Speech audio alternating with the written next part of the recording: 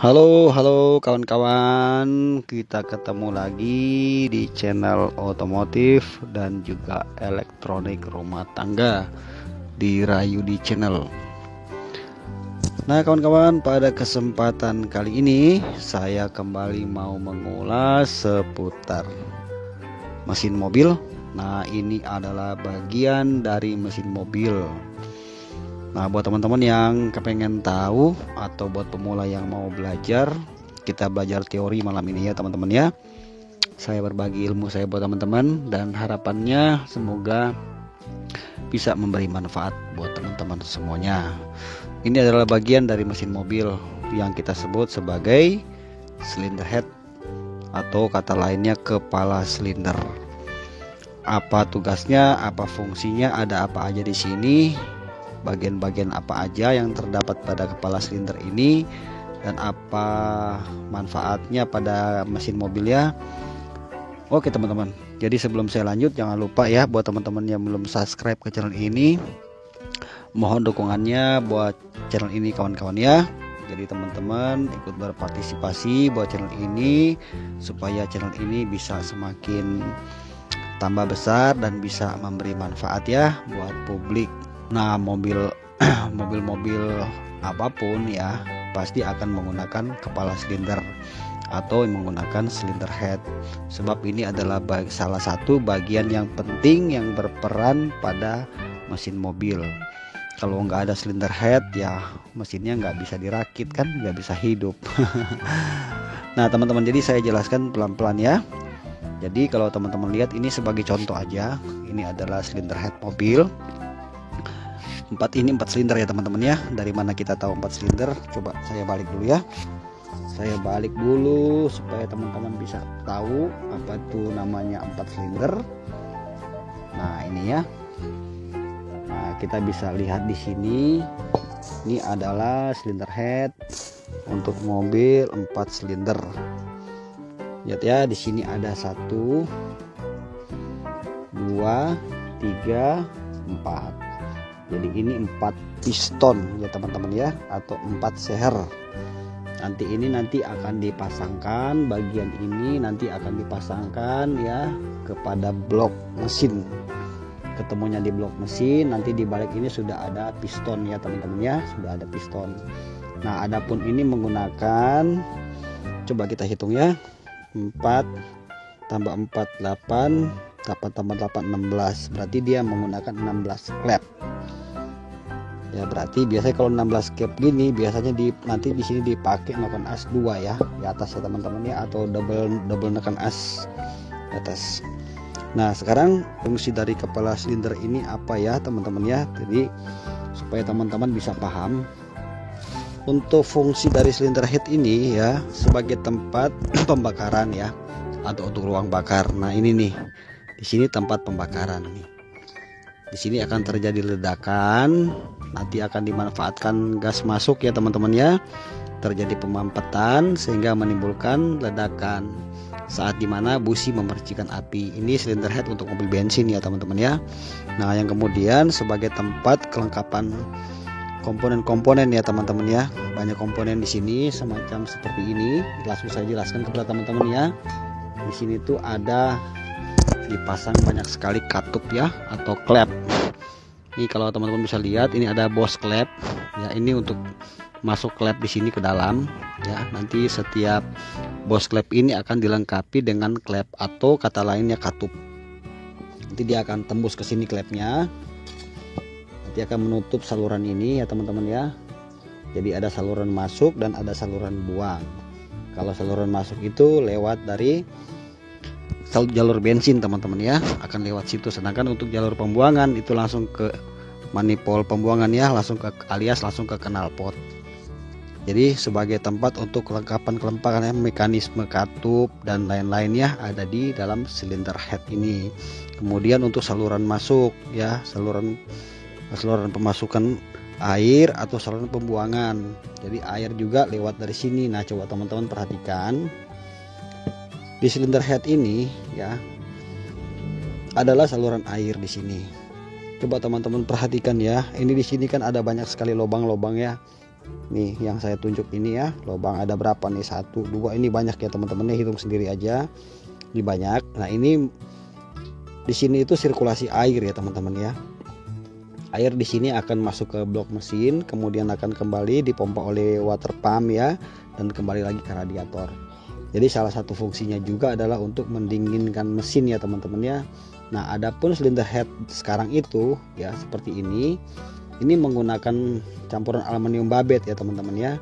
Itu sebabnya teman-teman kalau ketika terjadi sesuatu pada mesin, misalnya overheat mesin atau misalnya panasnya berlebihan ya, maka di sini akan sedikit berakibat atau bisa melengkung silinder head ini. Pertama-tama packingnya jebol, kemudian silinder head melengkung kalau memang di batas suhu mesinnya terlalu tinggi ya, atau sampai overheat mesin itu, maka silinder head ini akan bermasalah. Nah, coba teman-teman perhatikan juga ya, selain di sini saluran air ya, di sini juga ada saluran oli. Ya, oli itu dimana harus naik ya, mulai dari blok mesin ya, dipompa itu ya.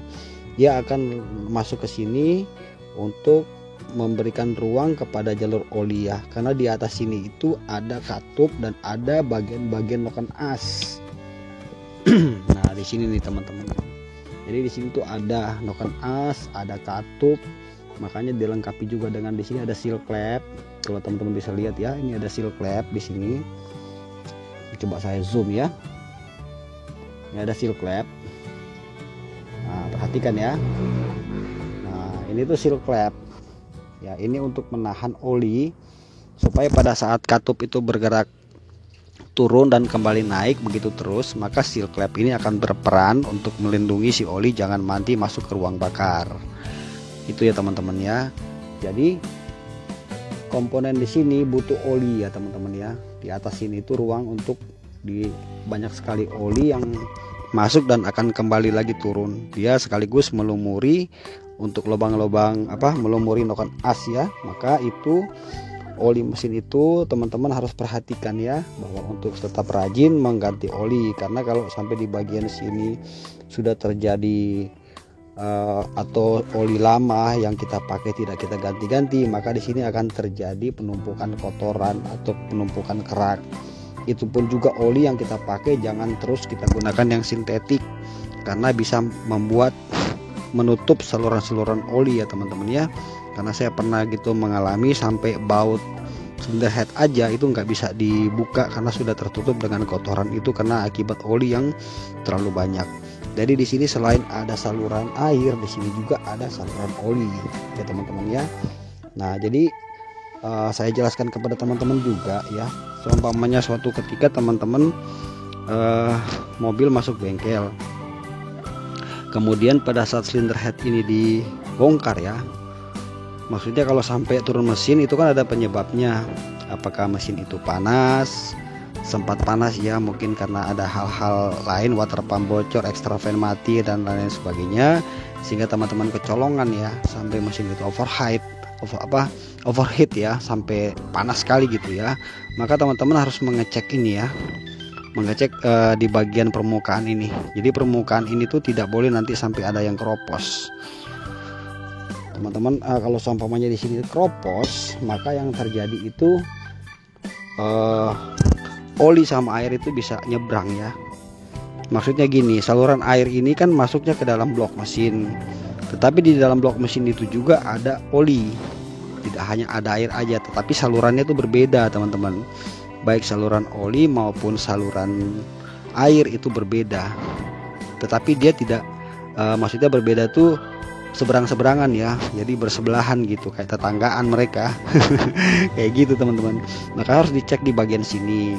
Kalau di bagian sini ada terjadi keropos, apalagi dekat ruang bakar ini ya, maka teman-teman sebaiknya jangan lagi memakai silinder head tersebut kalau memang sudah parah. Kalaupun teman-teman memaksa memakai, maka risikonya itu nanti oli akan bercampur dengan air. Jadi oli itu bisa nanti seperti susu. Nah kemudian di sini juga fungsinya adalah tempat pemasangan busi. Nah ini teman-teman lihat ya, di sini untuk menaruh busi, ya kan? 1, kalau 4 silinder ya businya 4, kalau 6 silinder ya businya 6. Jadi disesuaikan aja 1, 2, 3, 4. Nah, untuk busi ini saya juga mau jelaskan sama teman-teman bahwa setiap kali teman-teman membuka busi ya, atau melepas pingin ganti busi sendiri, maka teman-teman harus berhati-hati. Berhati-hatinya kenapa? Karena drat ini sangat sensitif ya teman-teman ya. Jadi teman-teman perhatikan ya. Di sini coba saya zoom, saya deketin biar teman-teman bisa lebih paham.